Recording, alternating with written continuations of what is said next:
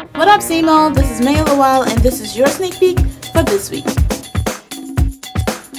The National Air Force Reserve Officer Training Corps is expected to reduce its numbers and has delayed the announcement of the amount of cadets that will be allowed to participate in basic training.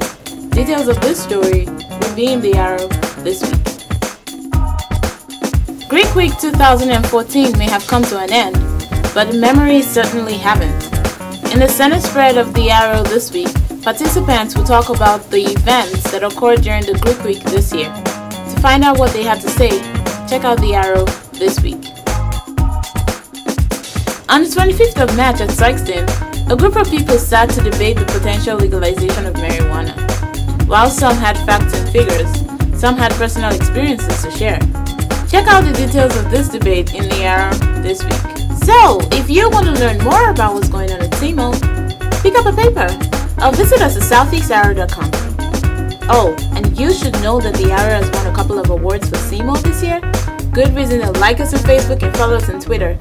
See you next week.